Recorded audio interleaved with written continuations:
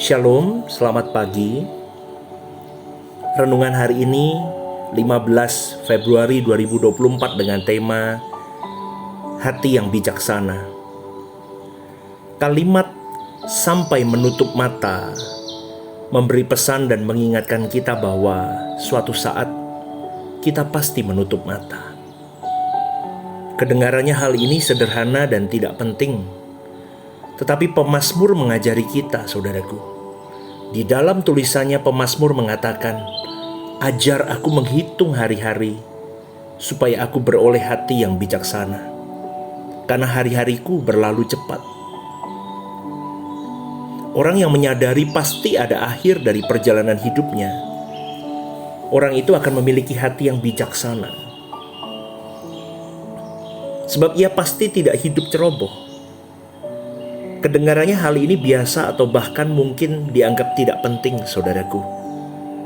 Tetapi sejatinya orang yang tidak memikirkan realita bahwa dia sedang di dalam perjalanan waktu dan pasti ada ujung dari perjalanan itu, berarti orang itu tidak mengerti bahwa itu semua akan menjadi sesuatu yang bahaya di dalam hidup mereka, bahkan di dalam kekekalan mereka. Dan orang-orang seperti itu tidak memiliki hati yang bijaksana. Dia ceroboh dengan hidupnya.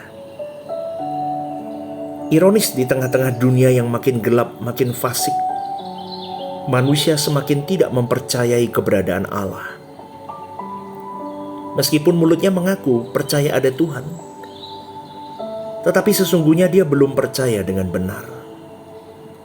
Ia tidak mengakui di dalam perbuatannya bahwa Allah itu eksis, bahwa Allah itu ada, saudaraku. Dan orang-orang yang tidak memiliki percaya yang benar ini, biasanya orang-orang itu tidak memikirkan kekekalan. Dan boleh saya pastikan, orang-orang seperti itu tidak memikirkan kekekalan. Dan kalau orang tidak memikirkan kekekalan, pasti tidak serius merenungkan realita adanya perjalanan waktu. Di dalam hal ini ada ujung waktunya. Itulah sebabnya filosofi hidup manusia di sekitar kita pada umumnya adalah, mari kita makan, mari kita minum, sebab besok kita akan mati. Tetapi kalimat besok kita mati tidak dipikirkan oleh mereka. Mereka hanya fokus kepada hari ini. Mereka mau makan dan minum, mau senang-senang, mau berhura-hura dalam hidup mereka. Maka saudaraku, mari kita goreskan, torehkan di dalam hati kita bahwa kita ada di dalam perjalanan waktu yang pasti ada endingnya. Dan pasti kita akan menutup mata, saudaraku. Jika kita tidak sungguh-sungguh merenungkan realita adanya perjalanan waktu dan ada ujungnya di mana suatu saat kita menutup mata, sekalipun kita sebagai siapapun, rohaniawan, pendeta, siapapun, maka pasti hidup kita mulai tidak hati-hati dan ceroboh. Hampir semua kita sudah tahu akan realita ini. Tetapi seberapa dalam kita merenungkan, menghayati hal ini dan menerima realita ini? Coba renungkan, saudaraku. Dan setelah kita menghadapi, menutup mata, kita menyongsong kekekalan, apakah kita siap, saudaraku? Jangan anggap remeh hal ini. Mungkin hari ini kau masih sehat, kau masih punya banyak uang, kau masih tidak memikirkan tentang Tuhan. Tetapi percayalah, semuanya akan berakhir, saudaraku. Sehebat apapun kau berolahraga, tetap suatu hari kau akan menutup mata. Seberapa kau menjaga makanan yang masuk, vitamin kau minum, semuanya tetap suatu hari, tetap kita akan menutup mata, saudaraku. Kalau kita berbicara mengenai kematian dan langit baru, bumi baru, seringkali kita diketawakan oleh banyak orang. Kita diolok-olok seakan-akan kita sok rohani, saudaraku.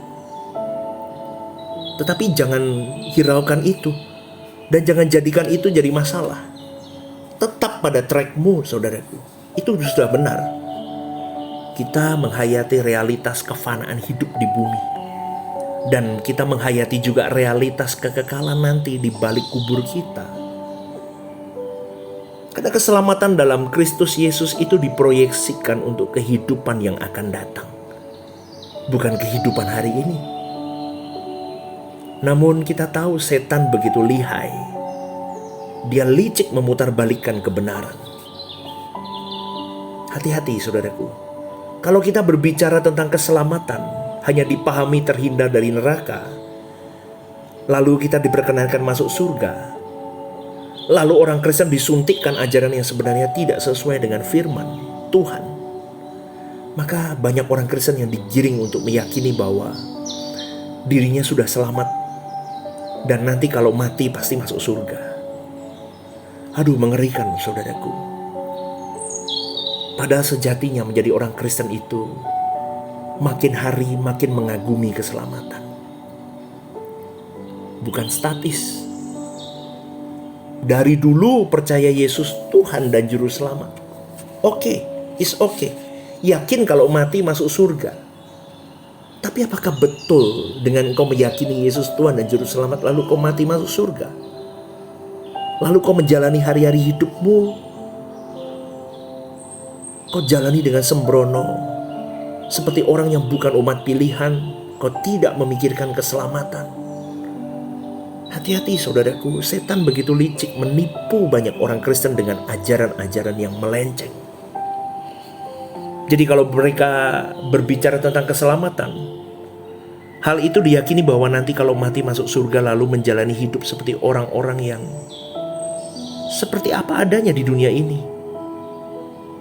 Dan biasanya orang-orang seperti itu saudaraku takut mati. Dia gentar menghadapi kematian. Dia boleh berkata dalam mulutnya, aku yakin masuk surga toh. Kok pasti aku pasti masuk surga. Tapi tidak ingin mati karena dia takut dengan kematian. Itu ada yang salah saudaraku. Mestinya orang Kristen yang benar semakin hari semakin mengagumi keselamatan. Semakin memandang keselamatan itu begitu berharga, begitu bernilai. Karena di dalam keselamatan itu ada pengalaman dan perubahan hidup. Bagaimana Roh Kudus menuntun hidupmu dan hidupku.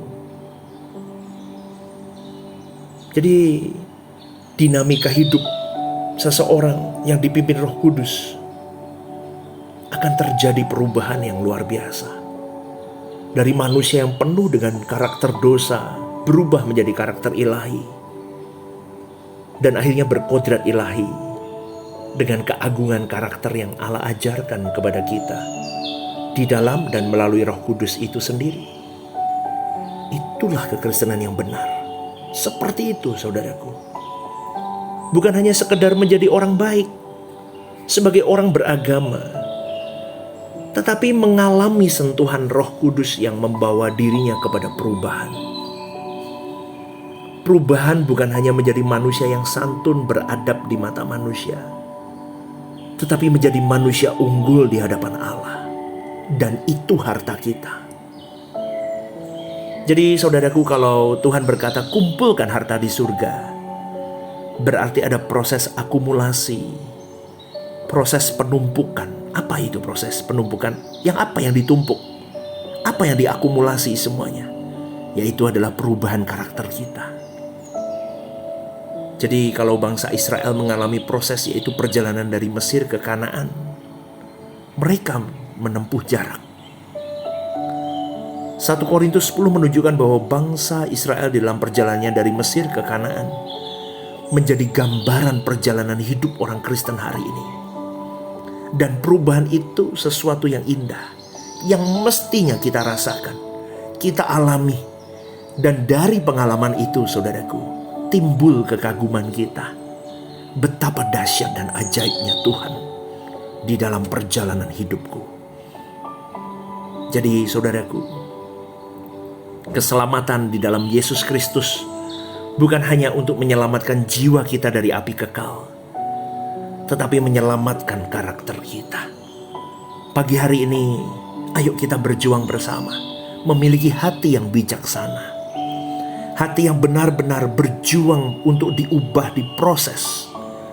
Memiliki hati seorang manusia yang berkarakter anak Allah. Selamat pagi saudaraku. Kiranya hari ini kau tuntun dirimu masuk di dalam perkenanan Tuhan bersama dengan Roh Kudus, sehingga hari-hari hidupmu diberkati Tuhan. God bless you.